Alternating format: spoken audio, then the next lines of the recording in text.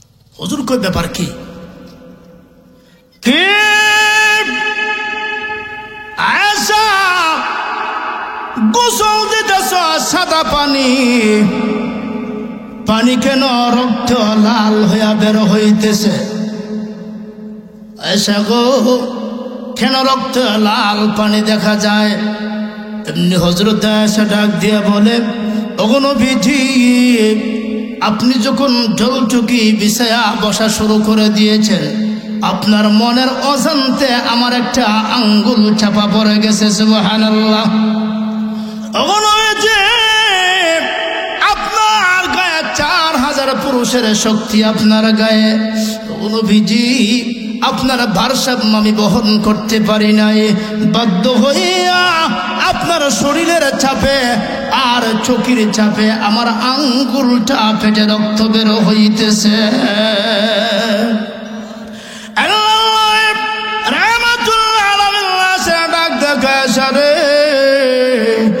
কি করলে সারে, সর্বনাশ করে ফেলেছ, তোমার আঙ্গুল যে চাপা পড়ছে কেন? আমি নবীরে একটু তুমি শুনাইলা না?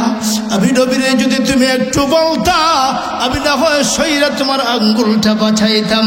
এমনি আশা ডাক দেব, নবীজি ও রাহমাতুল আলামিন, এটা তো কেবল একটা মাত্র আঙ্গুল, আমার কলিজাটা যদি আপনার কদম মুবারকের নিচে পইড়া আমি আয়েশার কলিজাটা পেটে যদি রক্ত বের হইত, তারপরে নবীরে উঠাই আমি কষ্ট দিতে রাজি হইতাম না।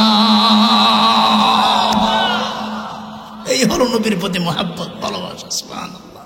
এমন যদি স্বামী স্ত্রীর মহব্বত ভালোবাসা থাকে, পৃথিবীটা ঘরটা জান্নাতকে জান্নাত না, আরো জোরে কোন জান্নাতকে জান্নাত। তাই না?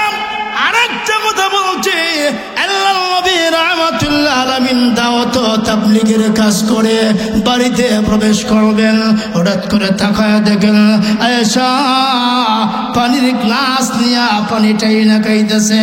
এমনি আল্লাহর নবী ডাক দিয়ে বলেন, আয়েশা গো, যতটুকুন পানি পান করেছো এইটুকুন থাকো, তুমি আর পান করিও না, বাকি পানিটা আমি বিশ্ব নবী পান করবো। সুবহানাল্লাহ।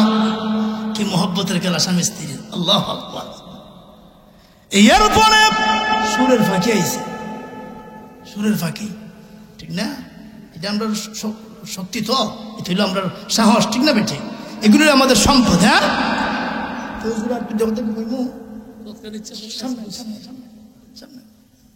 দুইটা হতা কই আর